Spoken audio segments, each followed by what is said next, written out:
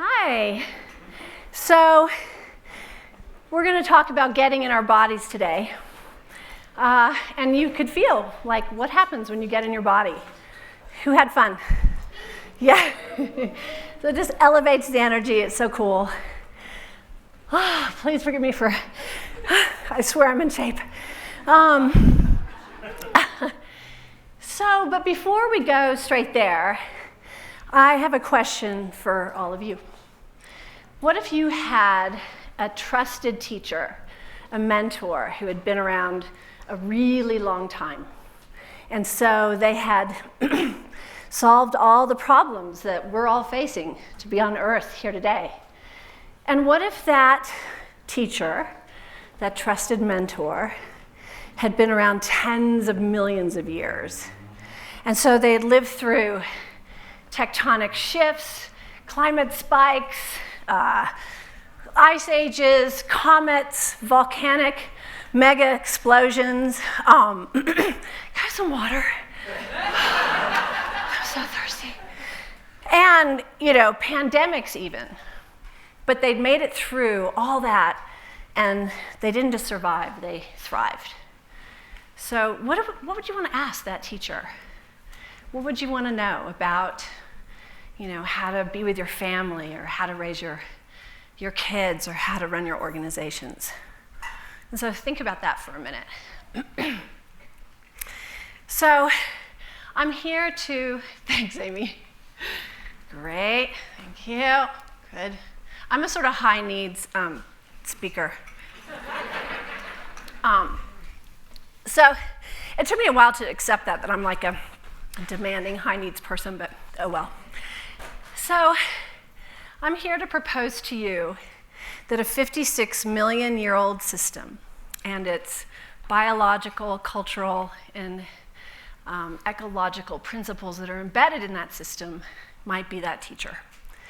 So I'm not a scientist, not a researcher, not a biologist, not even a professional dancer or DJ, but I am in the business of human development and human potential. And at my business, Equus, just outside of Santa Fe, I specialize in creating conditions for breakthrough learning.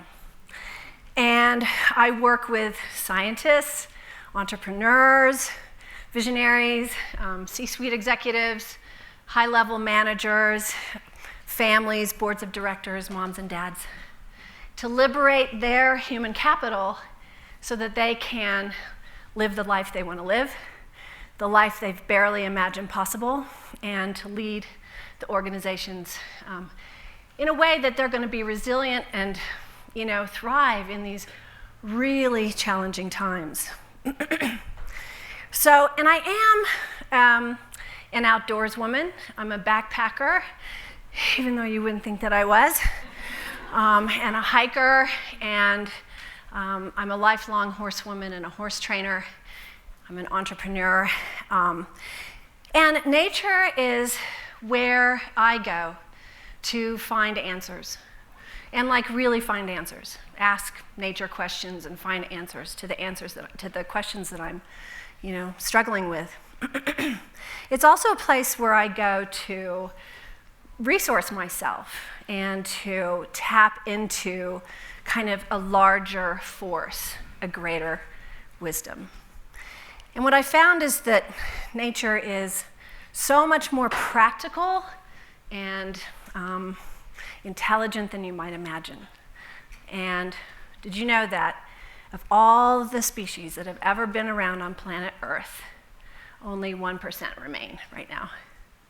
So that means 99% have gone extinct or have evolved.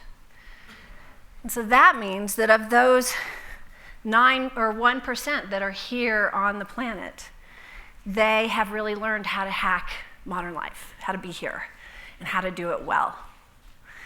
So turning to 3.8 billion years of evolutionary intelligence is a newly emerging field called biomimicry. Who's heard of biomimicry? That's so great. Usually when I ask this question, no, it's crickets, nobody knows. But in this room, of course. So Biomimicry is the field discipline of turning to nature to be inspired to find solutions to structural engineering problems, product development, architecture. And we use that intelligence to help us find those solutions. And my favorite example is of the Japanese bullet train.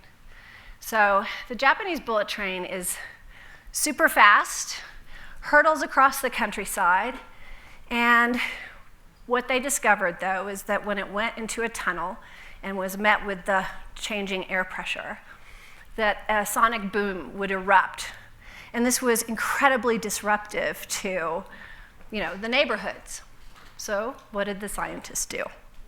They didn't turn to hundreds or 20 years of structural engineering, playbooks. They turned to 3.8 billion years of wisdom.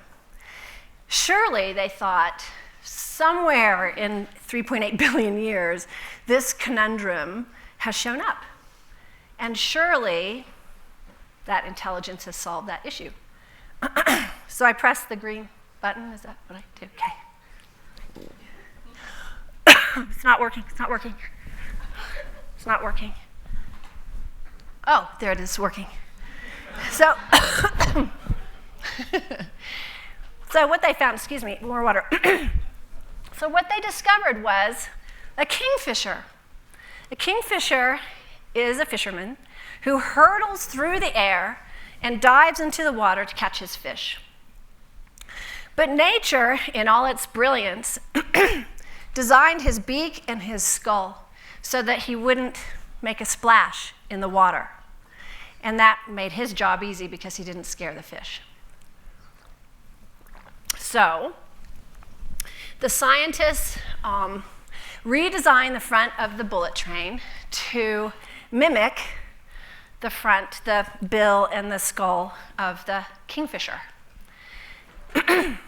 Problem solved. No sonic boom. But something else happened as well. They found that the train ran a lot faster and it was much more fuel efficient than it was before. So turning to nature to solve these issues is, a really smart thing. But turning to nature to solve structural issues like that is just one way we use biomimicry. Another way is through looking to natural systems, mutualisms, fungus, how fungus works in the soil, how ant colonies work, how the root systems of trees work, to teach us about social challenges. And that is what I do. I turn to a 56 million year old system, specifically a 56 million year old system of the horse herd for social innovation. So I'd love to introduce you to my faculty and my co-facilitators. This is Brio. Some of you met Brio today. Who was there? Yeah, oh great, almost everybody. So Brio is a Lusitano. He stands about this tall, and he's one of our star facilitators. He's what you call a Lusitano, and Lusitanos are bred for bloodless bullfighting. So it makes him very brave, very, very athletic. And this is, there's Brio, and this is Cisco, and that's Dante, and they're playing gladiator. And then there's my little dog Katie, who's having some input there. And Cisco and Dante are good friends. Brio tends to be a little serious. And here is Dante and Cisco and little Aiden and Brio. This is their glam shot. They don't always look like this. They're not always that clean, for sure. And this horse here is Artemis, who's the lead mare. Mare is female. She's the alpha. And you notice her pinned ears, so she's keeping everyone in check. And this is the herd on the Sunday New York Times print edition of Style magazine recently. So I had to share with you this cartoon. Who doesn't love Gary Larson, right? So in case you can't see, so the cows are, hanging out, being all magical. They're like talking, smoking cigarettes, and drinking coffee. And the watch cow's like, car! And when the people come, who are just expecting the cows to be cows, well, the cows oblige, and they're just hanging out, eating grass. And then when the people leave, the cows are being all magical again. And this is what it's like to live with my herd. If you were to drive past my herd of horses, they'd just be hanging out, eating hay, being horses. And they're happy to oblige in that way. But when the context shifts and people come to them humbly with curiosity, wanting to genuinely learn something new, then the magic happens. And they start doing really magical things. Would you agree, those of you who came this morning? Yeah. Yeah, so why horses? Why not, why not bees or dogs or cats? Well, for one thing, horses, no one quite ignites the imagination of poets, visionaries, and leaders quite like the horse. And secondly, they are one of the oldest, most successful mammals on the planet. They are beat by the echidna and the platypus, who are 150 million years old. But platypus are not very fun to work with, so we're going to stick with the 56 million years. But the other thing is that, and not a lot of people know this, so we are, according to scientists, paleontological siblings. We have this amazing relational alliance that's kind of there, and we don't all the way understand it. And it's because at one point in prehistory, we actually shared the same stem animal. We were the same creature. And so we have this, what biologists call a biological kinship. So much that we still share many of the same bones, the same tibias and fibulas and tarsals and metatarsals. And the Scientific American published on their cover our skeletons dancing in unison to show this kinship. So this means that this relational field gives us a ton of potential of how we can learn from each other. But perhaps the most powerful reason why we work with horses is because of their organizational system. They have, in fact, an organizational system. They have a culture. Not a lot has been written about the culture. It's not widely known in conventional circles. A lot's been written about equine behavioral sciences and how to make a horse, jump higher and run faster. But not a lot has been written about their culture. In fact, they do have a culture, just like gorillas, wolves, elephants have a culture. And in the 50 years that I've been working with, training, living alongside, and observing horses, wild and domestic, I think that this model is actually very solid. So this is how it works. So there are 7 core principles that the horse culture evolves around. Of those 7, there are 5 core principles: safety, connection, peace, freedom, and joy. So a lead horse is selected not on their might, not on their dominance, not on their prowess, not even on their gender, but on their ability to create conditions for safety, connection, peace, freedom, and joy to be intact.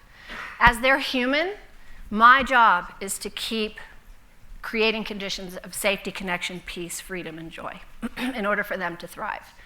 And in my organization, this is what is the main core tenets of the company.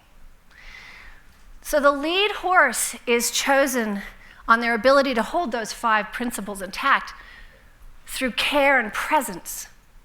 And it's a power with, power to paradigm, not a power over paradigm. So that whole story Hollywood tells us about the gladiator stallion who runs the harem of mares, it's not true. Not true. It's a matriarchy. It's usually a female or a team of females, mares, that run the herd. In domestic herds, you'll have a male horse who's been castrated. It's called a gelding, and he'll run the herd if there's no mares. And they're usually the more kind of contemplative horses, more introverted horses that lead the herd. And it's not a pecking order like we've been taught. It's a lateral hierarchy where every individual horse is given their right place, assigned by the gifts that they have. And so the power is levied through and to and with rather than over. So check it out. 56 million years is through care and presence, through power with and power to, as opposed to power over, dominance, force, manipulation, violence. So imagine if we ran our institutions, our schools, our families, our companies on the premises of safety, connection, peace, freedom, and joy. How life might be different. I mean, just take a minute and imagine that. I mean, whoever talks about joy, in the organizational field, not many people. Certainly not in our governments, right, Valerie? So, and imagine if we selected and elected our leaders based on their care and presence rather than their charisma and their dominance. And imagine if we started to recognize the leadership capacities in those who are more caring, more present, more contemplative, more introverted, perhaps. What kind of force we might liberate. Yeah. So there are so many different things that we can learn from the horses. How to lead our companies, how to be with our families, how to take care of ourselves as leaders. But today I wanted to talk to you about space, because this is the one thing that I think you can immediately work with, and it can be useful to you immediately. And what I mean by space is how horses use the invisible force field around them as a place for great transactional exchange of information and intelligence. And they use space, how they step into space, how they embody space, the energy they put into the space, all the information that they take into the space. This is all what they use. You see, as animals of prey, they have to be highly attuned to the thoughts, the feelings, the emotions, the intentions, the vibe, to use Vince's words, all of that. Because if they're not attuned, they become someone's lunch. Whereas a predator, if they miss a cue, they may miss lunch, but they don't become lunch.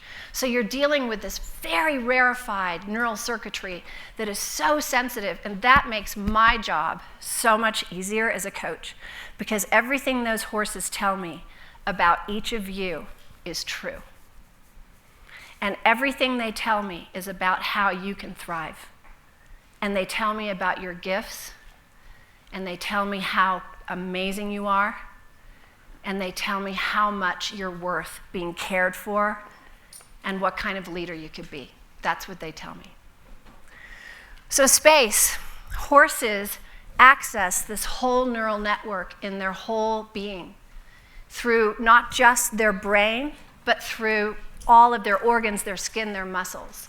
And they use what's called embodied intelligence. And humans didn't really get the memo about embodied intelligence.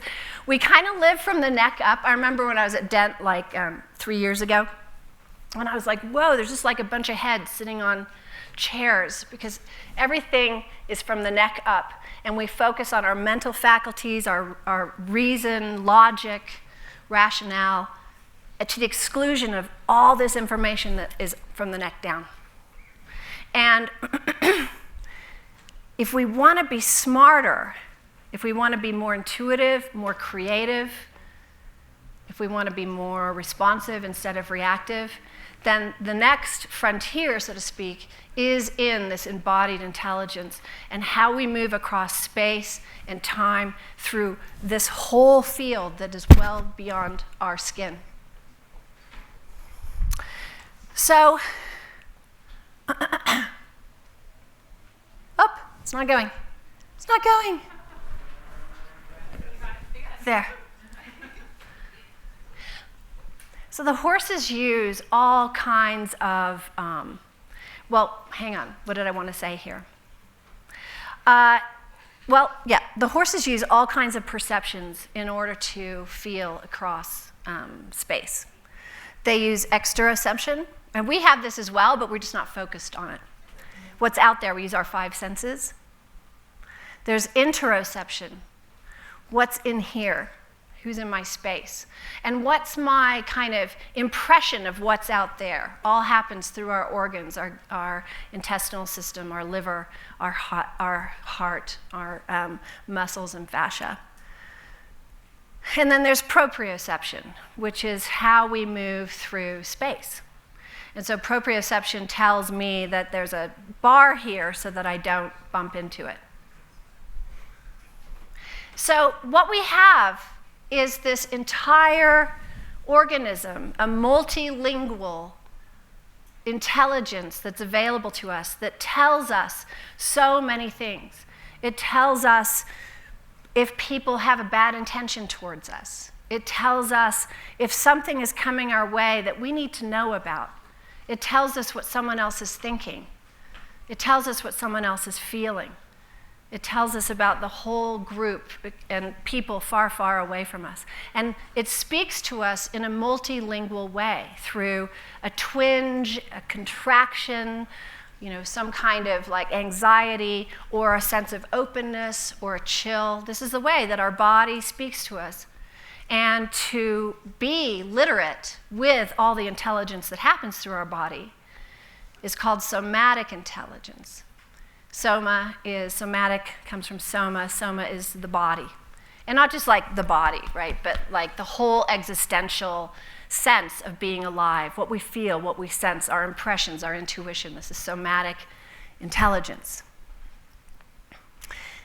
Peripersonal neurons tell us so much about our emotional space, our mental space, our spiritual and psychic space.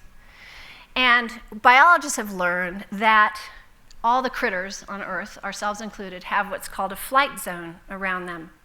So if you were like me and you like to catch lizards and things, you might remember that you would like creep up on them, and the lizard would like let you get so close, and then suddenly they'd dart away, right? And then they'd stop, and then you would creep up on them again, and then you'd get a certain distance away, and then they'd bolt off. And that's because you hit their flight zone.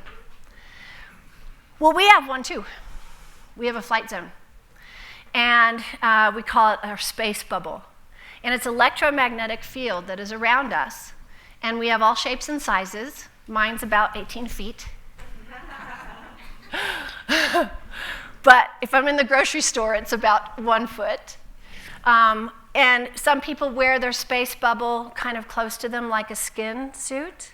And some wear them way out. Actually, they've done studies, and people like Trump, for example, would have a very small space bubble. And it has to do with how sensitive you are to others. These sorts of, as my daughter would call them, long invisible whiskers. His would be very small and truncated, but the reason why people step away when he would walk into a room is because everybody else's space bubble is getting big and they're making way with their space bubble, not because his was so big. So there's so much, and when we're in a crowd, it squishes up like that. It's like bigger out front and then squishes around the back there. So there's so much information that happens across space with this space bubble, and transactions that are happening. And when we pretend like we don't have this space bubble, then we leave so much money on the table because we're shutting down a whole intelligence system that has to tell us so much. Yeah.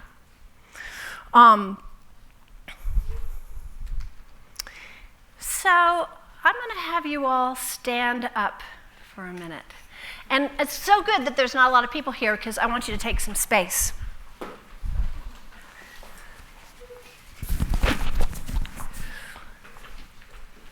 And take enough space that, if you happen to have a big space bubble, if you hunch that you have a big space bubble, you can actually. So this is one thing I wanted to share with you. Biologists have found that the more domesticated an animal is, the smaller their space bubble.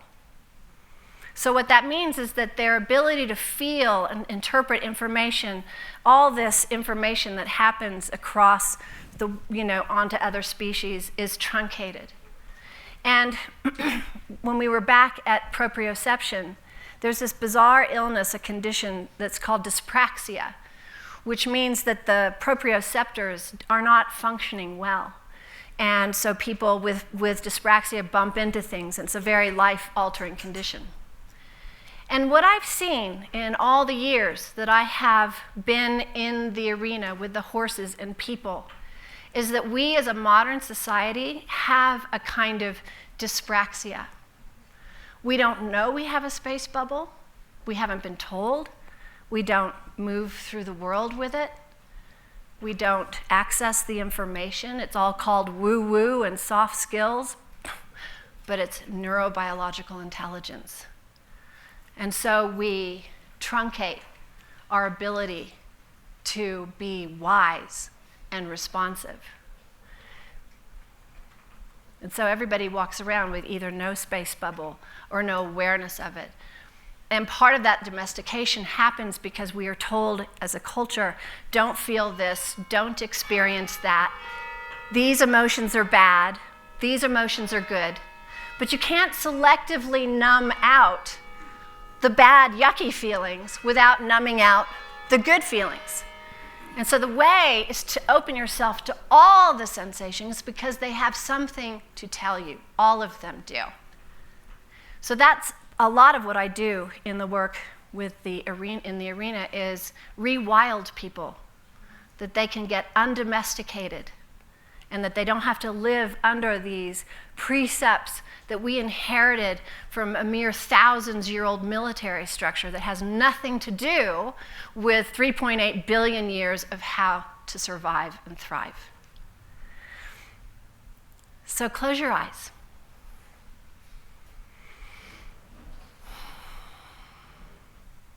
And feel your feet on the earth. Actually, just feel your feet on the floor. And feel that from the floor, your feet can connect to the earth. And feel the top of your head and feel how it connects to the ceiling, and from the ceiling, the sky, and from the sky, the universe. And now, check out your space bubble, keeping your eyes closed. Where is it? Is it 3 feet out? Is it 2 feet out? Is it 18? How do you know? What tells you? If someone were to step into your space bubble and your eyes were closed, would you know it? Would you feel it? And just notice too, when you take up your space that is well beyond just where your skin stops, and you really fill out the wholeness of your entire being. Are you apologetic in that space? Are your shoulders kind of hunched and you're sort of like not really going to take up space because what right have you? Or do you take up space? And no right or wrong here. This is just something to notice. And notice, too, what's in your space. Is there a project you said yes to, but you really kind of wish you'd said no to it? Is there a relationship that you have to pretzel yourself in order to be in that relationship? And you'll feel it, your body will tell you. Or is there someone who's thinking about you and they kind of rely upon you, maybe a loved one, a child or a parent, and they're in your space because they need to be there? And again, no right or wrong, whatever you find in there. Your body tells you through a twinge, a contraction, an openness. Just notice. And notice, too, is your space clear or muddy? Is it muddied with maybe half-truths you've told, or just ways that you aren't all the way authentic in the space? Or lots of different agreements that aren't really in alignment with you? Or is it clear? And what would it be like to walk through the world fully embodied, fully in your space bubble, feeling everything, noticing, taking it in, understanding the information that's coming your way, walking free and clear, big and open and listening and curious? What would that be like? How might things be different if you did that? And so with your eyes still closed, this is what I want for you, that when you leave here today, you leave with your whole body, your whole self, your whole space bubble, and all the neural networks that are switching on to tell you about the world you live in, to tell you if there's something in the forest you need to be careful of, or something important for you to walk towards. And take it and live with it, and also celebrate it.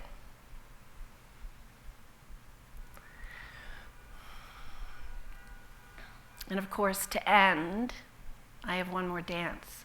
But this time, dance with your whole body and your whole space bubble. Thank you.